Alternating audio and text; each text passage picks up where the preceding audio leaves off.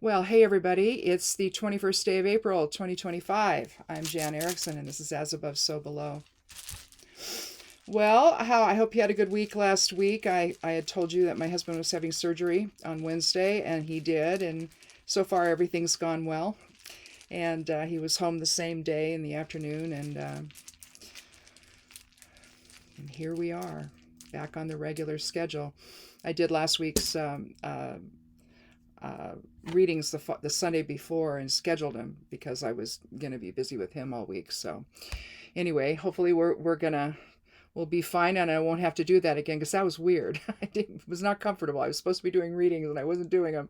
So anyway, I thought about doing it again yesterday, but I thought, no, I can't do that. It's going to be even weirder. So anyway, we're going to start today out with Elwaz. Elwaz is the 19th rune of the Elder Futhark. Comes right before Manaz. Looks very similar to Manaz. But whereas Manaz is about humanity and man and the individual within society, Elwaz is more about the intuitive bond we share. You can either look at this, you can see Laguz. Laguz looks like this, and you've got him forward and reversed here. You've got Kenaz was drawing spirit down into that awareness. But here you can look at this as the self and the other side of self, or you can look at this as coming together in harmony with other people. It's a water element rune. It's about change and momentum, the intuitive bond again that we share with one another, binding together. It can also represent the Merkaba. You can visualize it when you do trance work, where you can walk through this doorway, this Merkaba here. Excuse me. So it's useful in astral travel. It can also indicate relationships or collaborative efforts. But let's take a look at what the Geomancy rune has to say for the below side of things. But again, with Elwaz, it's that fundamental, unity, that soul unity, the collective consciousness unity that we have together. Whether we realize it or not, we tend to, in physical reality, sometimes it doesn't work out that way. But then again, here we have Fortuna Major. Fortuna Major is one half of the Fortune Geomancy runes. This is Fortuna Major. This would be minor. This would be greater fortune. This would be lesser fortune. But it's sort of on a continuum of how you see fortune. Basically, you're looking at, with Fortuna Major, you're looking at success. You're looking at ego. So there might be some micromanaging if it's ill-dignified. If it's too far probably to the projective side or the masculine side, it might be too controlling or what have you. But basically, it could be achievement. It could be something behavior that's self-reinforcing, for example, for good or bad, and for positive or negative. But together with Elwaz, we may be looking here at the relationship you have with others that is success that ends up being successful. It could be a romantic relationship. It could be a work relationship where you're collaborating with other people and having that intuitive bond that you have with one another, and to the point that it's so close that it's like you finish each other's sentences. You know what the other person's thinking. So it's really being in sync in a way that brings success maybe today. But let's take a look at what the cards have to say. They may take us in another direction with that. And if so, then we'll revise it a little bit. But with Fortuna Major, instead of with Fortuna Minor, you might be asking for outside assistance and advice or something. With Fortuna Major, you're really relying on that inner voice and on your own personal experience for things to sort of guide what you do. And to guide your success. So it's a more inner type of a focus instead of an external focus, where you might be inviting someone else into the mix to try to get some advice on what direction to take or what their experiences has been. So And again, whether that's in a love relationship or family or work, hopefully the cards here will tell us a little bit more about that. I'm going to cut the deck, take the lower half.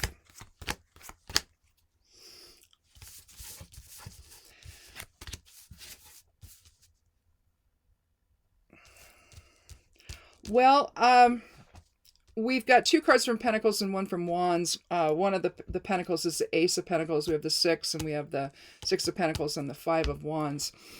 I'm thinking here that I'm going to start with the Wands, and we'll put the Ace of Pentacles maybe in the center. I want to do the numerology real quick. So I said was the 19th rune. Let me clear that here. 19 plus 5 plus 1 for the ace plus 6.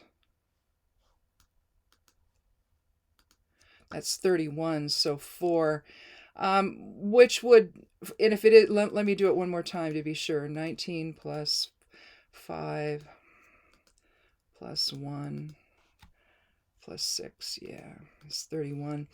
31 is going to reduce to, I'm going to move that out of the way.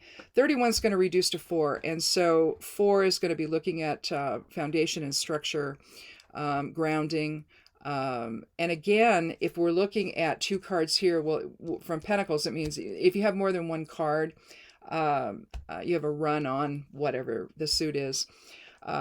Pentacles is the earth element, so you're looking at everything about your physical reality, really.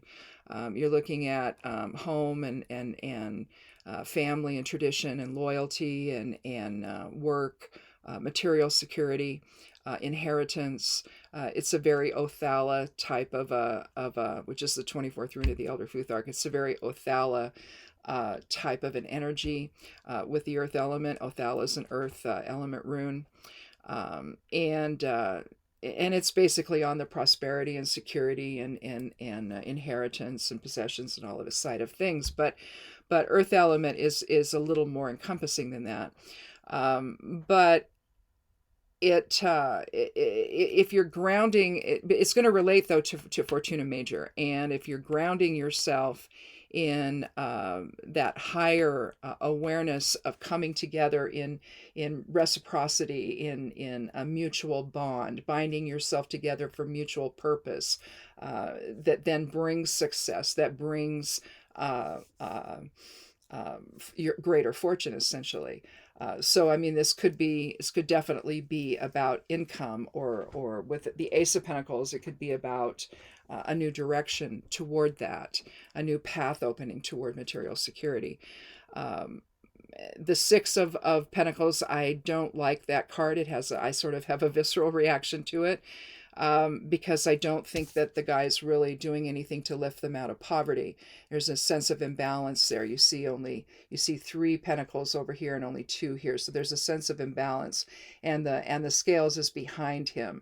And so, but today it may be that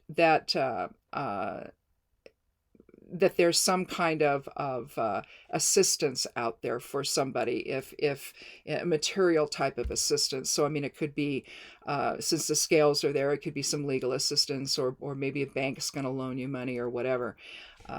But here, let's start with the 5. Let's start with the 5 of Wands. Here we have a bunch of young guys, each is holding a staff. You see the greenery still visible on each staff. So there's life within that.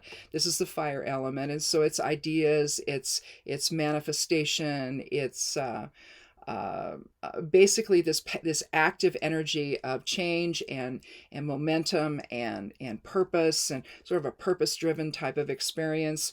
5 denotes change, denotes protection, also freedom versus restriction. Could be innovation and variety. So, but the issue with this card, it looks violent, but realistically it's not. Nobody's getting hit. It doesn't even look for sure that that anyone is striking staffs together. It just looks like everybody is expressing themselves pretty forcefully, really. but nobody's really listening. Nobody's really, so it's not, instead of an exchange of ideas, it's an expression of ideas. And so everybody's talking at once and everybody's expressing things all at once instead of, trying to, sit around a table and say, or whatever, and say, okay, here's the issue, here's the problem, here's the challenge. What do people think? And then each person goes around and they say what they think. It isn't organized like that. So there's a level of disorganization to the Five of Wands where I think a lot of ideas are being expressed, a lot of opportunities are being discussed, but yet at the same time, it doesn't really feel to me like anybody's really deciding on anything or maybe even listening to the other people. Nobody's really interacting. So the ewas of it, of binding together in reciprocity or flowing together in a greater harmony or anything like that, seems to be a little bit difficult to achieve there. So you may experience that today. Again, I mean, it could be, with pentacles, it could be family, it could be home, it could be work, likely work though, where things are just not, things are in an uproar, things are not really decided on, still try to figure things out maybe with the five. But when you do, a new path can open toward some material security. You can see through here, the arched way here, you've got the hedgerow and you've got the mountains in the distance. So there's going to be challenges, but you've got the lilies here and here. And so there's a definite purity, so newness to the path, if you will. The hand reaching out from the cloud, the dark cloud holding the pentacle with emanation coming out around the hand, the unseen hand of spirit, opening a doorway to something new and important in your life, so that you're not staying stuck in one mode. It's something new is on the horizon for you that's going to increase your material security, or may. From there, I'm going to look at this card as the Six of Pentacles. I'm going to look at it with the six. It's going to be like a shared path or guidance or assistance, but it's uneven. It's not necessarily something that you're going to be able to really necessarily benefit from, but at the same time, maybe in the future you will. So it's you're seeking assistance, even though I look at this as really an uneven situation where the guy with the money really is not going to give you very much. But he may be able to provide some advice. You don't see him lifting these two guys up out of poverty by what he's doing. So in a sense, he's keeping them in where they are. So you might want to be a little bit cautious. I think I'm going to take a fourth card here. You might want to be a little bit cautious who you seek advice from. Let's do one more card, because I think there might be something else to say here. But again, on that new path, you've had all these ideas, you've decided the opportunity you're going to pursue, some decision's been made here regarding it, and so a new path to greater fortune, essentially, with Fortuna Major is possible, but beware of the guy that offers you something, advice, or maybe wants if you're opening a business, you may want a piece of it. Be very, very careful who you take on. If you're going to take on a partner or a third partner or whatever, you're going to add someone else to the mix, or even taking advice from them, especially if they might ultimately end up being a competitor. You want to be a little careful there. So I think I'm going to read the six that way. Now I'm going to take the 13th card for the last one here.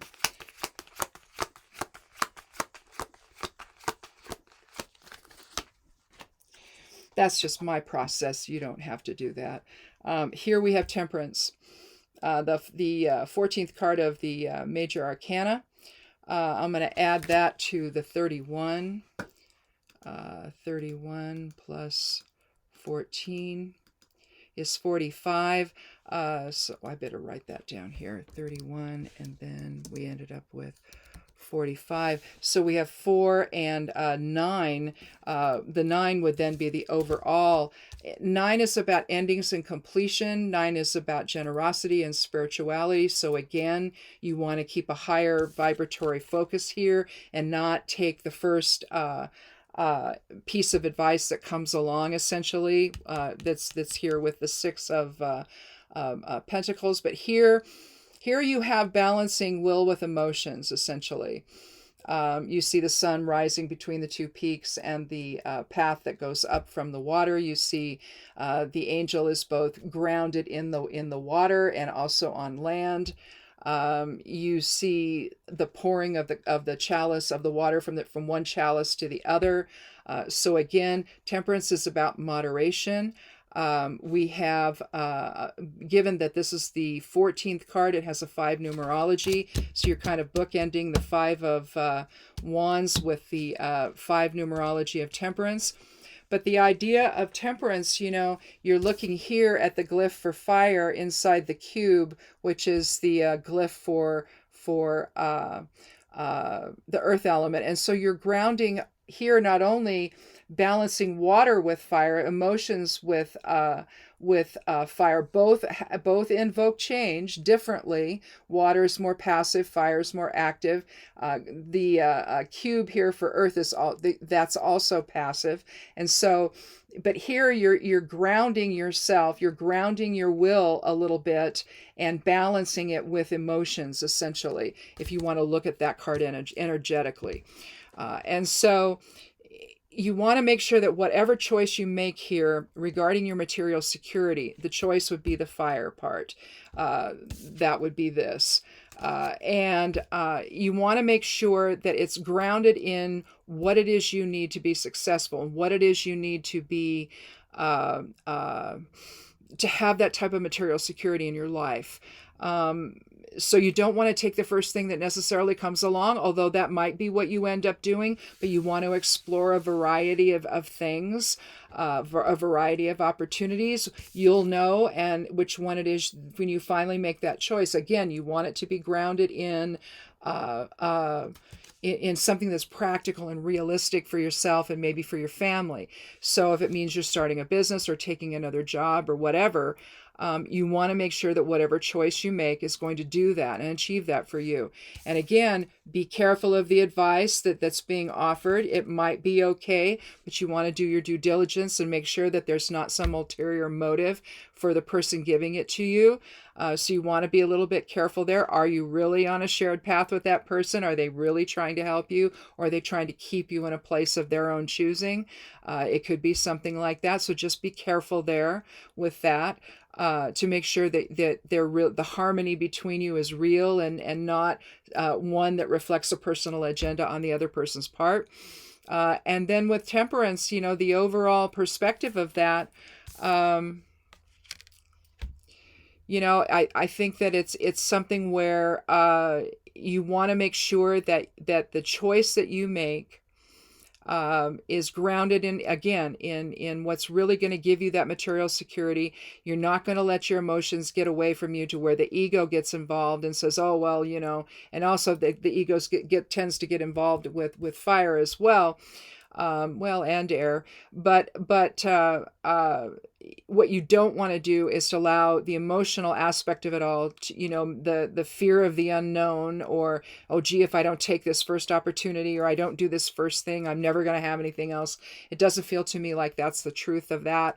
It feels more like you've got a lot of different options and you need to be clear on what they are and the impact it's going to have on your life and your material security. You want to not take you don't want to let your emotions drive the experience. You want that in balance with will, so that neither one is really, it's not going to really affect the other. When we have a whole, say we had a lot of water cards here or a lot of cups cards, and the run was on that, then, and one fire card, well, then water would be quenching fire. So water is going to maybe make you a little more temperate, and temper that fire a little bit. And that's really what temperance is talking about, to do things in moderation, to look at a situation, let that balance with earth. Both water and earth are passive influences, and so they work well together, although sometimes they can keep you from moving, in the direction you need to move. At the same time, any change that happens, it needs to be based on practicality, pragmatism, and with an eye toward really maintaining and protecting that material security that you're needing to have. So you don't want to, in other words, you don't want to behave impulsively. And sometimes both fire and water can cause you to behave impulsively. And not really see the real reason that you need to be using to make the decisions that you need to make. So again, with the 9 numerology for the whole reading, we started out with a 4, but now we have a 9. It's almost like if you pay attention to what the card Temperance is trying to say, and to act with moderation, and to keep your will and emotions in balance and grounded in practicality and reason, then it's almost like you've put an end to, or you've come full circle, and now you've completed that place, and now that you've made that decision, you're ready to move forward on that path. So it's almost like the end of one period and the beginning of another one, in a sense. But again, it can also, if it's not that, it could simply be reminding you that to not allow ego to drive the narrative here, and to stand back and let higher self inform what it is that you need to do. And that would be the other part of the 9, which is spirituality and generosity of spirit, if you want to look at it that way. But allowing spirit to dictate what it is that you're going to do. And when that happens, you're standing back, you're looking, you're observing, you're doing your due diligence, you're making sure that you make the best decision possible, so that what you do will actually increase your material security. So I think that that's probably the essence of today's reading. There's a lot of changes going on in the country and in the world. Still unclear. I haven't looked at the stock market yet today, but it has been consistently going down. And as far as the Dow Jones anyway. And so all of that impacts with the tariffs, and having to have your costs be higher if you're buying from foreign countries that have tariffs put on them, which is nuts. But I don't know. Anyway, it is going to impact the material security, and so that could be the catalyst for all of this today. In terms of your material security, that you're going to have to be creative, and you're going to have to figure things out, and be sensible about it and rational about it. And you might have to make some hard decisions. With the Ace of Pentacles, there may be a new path to where you want to go, that you may have to take, versus the one you have been on to get to where you need to go. So it could have that could be the catalyst for all of this. But if not, if this is just something that's been in the works for a while, again, whatever you choose, it's got to be grounded in reality, and in something that's actually going to preserve your material security, instead of, taking the first exciting thing that comes along and says, oh, that's cool, but maybe down the road, not so much. So maybe you invest a bunch of money or something and it doesn't yield anything. Well, you have more at stake right now. Things are more complex right now in our world, especially in terms of where, if it is a business that you own, or one you're going to join, or become an employee of, or something, you need to be clear on whether or not they're going to be there, in a month, or if tariffs are going to essentially ruin the business, because the cost of doing business just went up, essentially. Because as we know, even though I know the guy in the Oval Office wants to say tariffs don't affect anybody here, they do. It's not the country that you've put the tariff on, unless it turns out you don't buy from them anymore. Then that affects the country. But if not, if you still have to purchase from them, if that's the only place you can get your stuff, then you will be paying that tariff when it comes in. When it arrives in the country, you will be paying that tariff. It's a tax, and you'll be paying it as the business owner. and as the importer, basically, you'll be paying it. And then you have to then extend it on to the people who buy from you, to your customer base. And so again, you have to look at all of this very reasonably and how all that's going to impact you. And if if you end up having to take a new path, again, you just have to be very careful with what that is, and measure it against, all these unfortunate unknowns that are happening.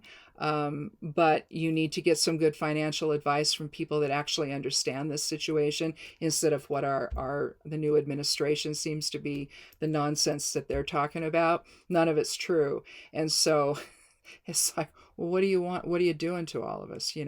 What are you trying to do to everybody? Are you trying to harm people? I mean, obviously they are. So why? What are you doing that for? So you have to be very careful. What are they really, what are they telling you? Is it the truth, or is it designed to keep you down here? And so, just be very careful with whatever is going on here, and make the right decision that's going to actually help you, instead of, harm you, I guess we'll say. We'll just keep it really simple and not elaborate too much there. But anyway, think about this if it resonates. If it doesn't, it may come up later for you, or you may know somebody that it does, and you may just tell them if it's that sort of thing. You just may say, look, be really careful here in the decisions that you need to make today. When during scary times, when it feels like the ground's loose beneath your feet, there's nothing solid there, and you feel like at any moment things could cave in on you. It's easy to act with emotion, and to act in fear, and take the first thing that comes along, or something that's just more impulsive than anything. And so if there's anything to glean from this, if there's a decision you need to make that could affect your material security, just don't do it in an impulsive way. You could just maybe say that about today's reading too, and maybe keep it even more general here for people. But anyway, we'll see what happens on Thursday. And it would be nice just to have a reading where, maybe somebody betrayed you or something. And it's like, okay, this is an easy one. It doesn't have anything to do with, well, but then it couldn't it? I don't know. Tarot reflects, and any divination tool reflects what's going on in life. And right now, this is the nonsense that's going on in life. And some people realize it, some people don't. And they think it's not what it is. And so you just got all this weirdness around, right? And so it's hard to even talk to somebody about it, because you don't know where they're at on it. You don't know what their belief system is on it, maybe. Or you do. Worse is you do. And it's like, well, yeah, I don't want to talk to them about this, because we're going to argue, and about what a tariff is. It's like, Google it. Just Google it. It'll tell you, But anyway. Thanks for watching. And I get to go and do irrigation here in about 2 hours. Our irrigation starts again, and we let our neighbor have it for most of last week, have our time because of him being in the hospital, my husband in the hospital. So anyway, now it's back to work on the irrigation. It's still just in the beginning stages of it for the season, but I haven't done it myself in a while, and so. But I did it for like 20 years myself. So, I mean, I know how. It's just, it's the top ditch is the issue. And so the side ditch is no problem, but we'll see. We'll see how I do today as we get started for the week.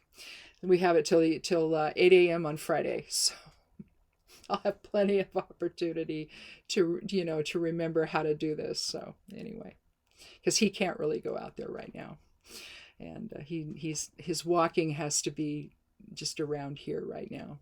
In a couple of weeks, he'll be back out there, but right now, no. So anyway, thanks for watching, and come back again on Thursday for another edition of As Above, So Below. Be good to yourself, be good to one another, and blessed be.